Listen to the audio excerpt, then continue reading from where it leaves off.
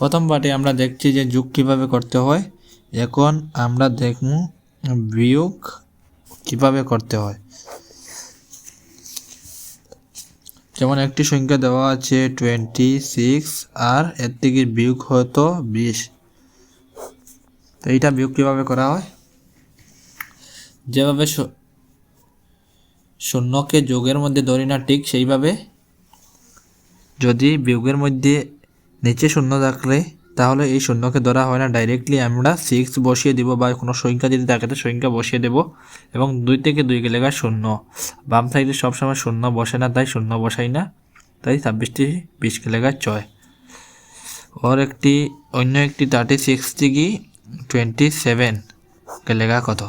6 থেকে 7 যেত না, কারণ 6 ছোটো 7 বড়, তাই এই 6 আছে এই 3 থেকে 1 খরচ করে এনে এইটাকে একটু বড় কর্ম 16 বানিয়ে দিচ্ছি এবং 16 থেকে 7 গেলে কত?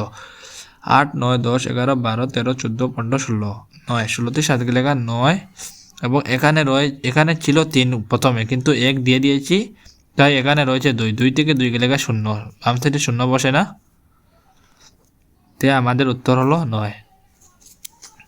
এবং সহজ বিয়োগ যেমন 25 থেকে 24 গেলে কত? 25 সাইড গেলে 1। 2 থেকে 2 গেলে 0। 0 বাম সাইডে বসে না। যদি বিয়োগ সংখ্যার ডাইন সাইডে বা উপরে শূন্য থাকে, যেমন 2013, প্রথম ঘর থেকে 1 কর্য করে নিব। এখানে 1 কর্য করলে 2 থেকে 1 কর্য করিয়ে আনিতে, তাহলে কত হবো? 10 হবো। 10 থেকে 3 গেলে কত? 10 থেকে 3 গেলে 7। আর এখানে রয়েছে প্রথমে ছিল 2, কিন্তু 1 দিয়ে দিয়েছি, তাই এখানে রয়েছে 1। 1 থেকে 1 গেলে নাই 0। বাম সাইডে 0 বসে না।